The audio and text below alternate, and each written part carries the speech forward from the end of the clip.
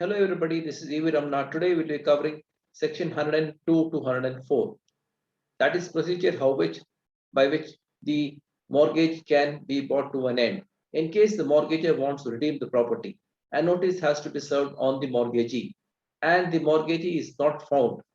In such cases, where the mortgage property is situated or the agent of the mortgagee, on him the notice can be served. The notice on such person will be deemed to be sufficient. Or in case where the person is not at all found and a suit for redemption is filed by the mortgagor, the court may instruct, give direction to the party how the notice has to be taken out. Or it may be a case where the deposit has been made under Section 80 before the right of foreclosure has begun. Then, in such case, deposit in the court will hold good. And the last paragraph is where the mortgagee is not found and the deposit is made in the court, tender is made in the court, that will amount to sufficient tender. This is what section 102 speaks about. This I have put it in point wise so that for easy to comprehend. Let us see what the point says. Explanation 1. Notice has to be served on the person to whom to follow the principle of natural justice. It may be where the property is situated or on his agent. Then, where the person cannot be found and a suit is filed, in such cases, it on the instructions of the court, notice will be taken out.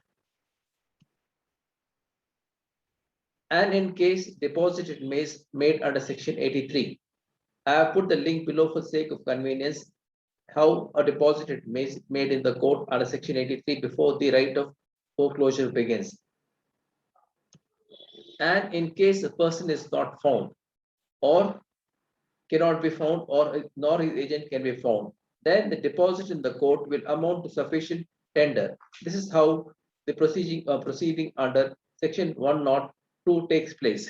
Then coming to 103. 103 speaks about how a notice can be given to a person who is incompetent to contract. We all know under the Contract Act, a person who is incompetent to contract cannot also cannot contest the case. In such cases, a legal curator will be appointed so that a fair trial takes place. This is what section 103 speaks about. So that any person who is contesting the matter, it may be for the mortgagor or maybe for mortgagee, a legal curator will be appointed so that the matter is decided on fair terms. 104 speaks about the rules.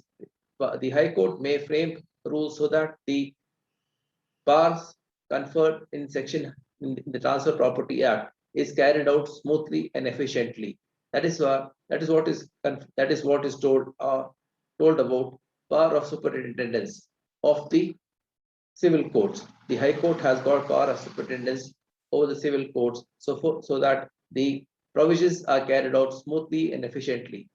I think the explanation which I have given from 102 to 104 is pretty clear. Thank you.